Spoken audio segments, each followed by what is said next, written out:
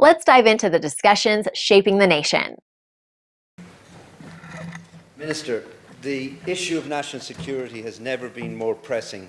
International trade and security are deeply connected, and without a strong security policy, our political and economic stability are at risk.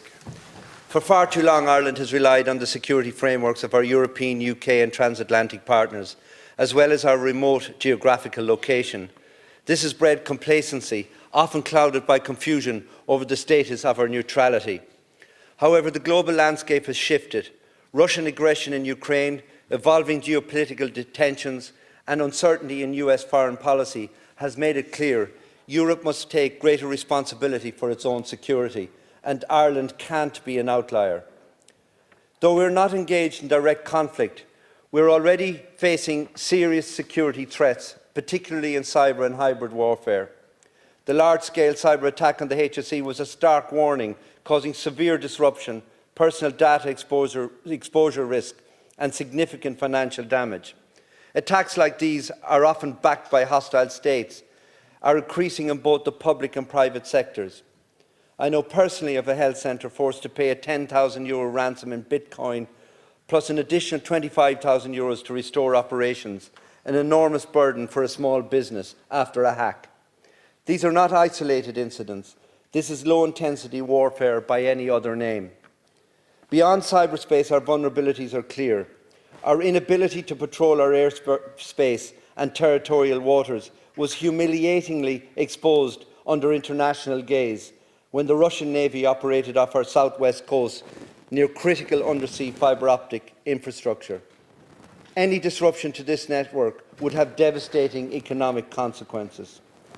In this context, I welcome the establishment of the National Security Council, bringing together key government, Garda and Defence Force leaders.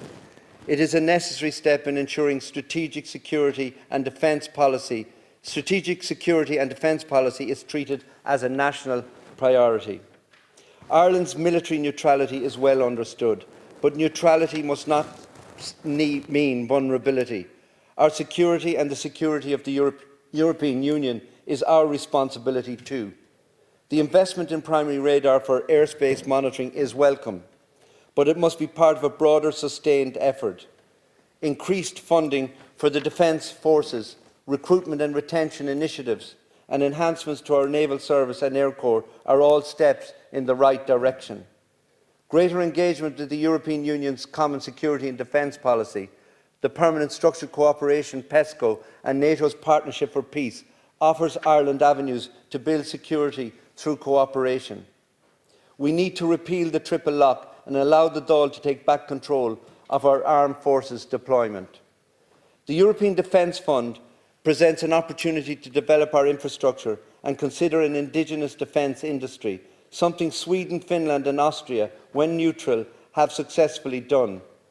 It is not tenable that Ireland lacks a mature security and defence infrastructure.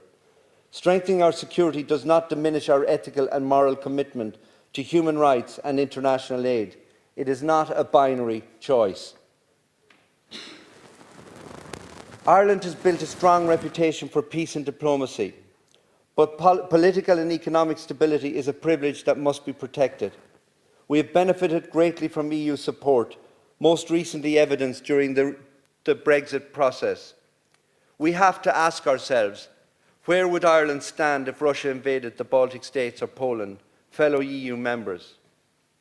There is a growing sense of scepticism in Europe of Ireland's underinvestment in security.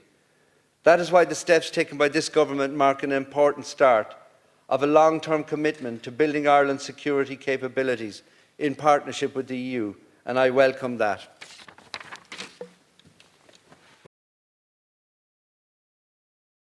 Like, share, and subscribe, and let us know your thoughts in the comments. We'd love to hear from you.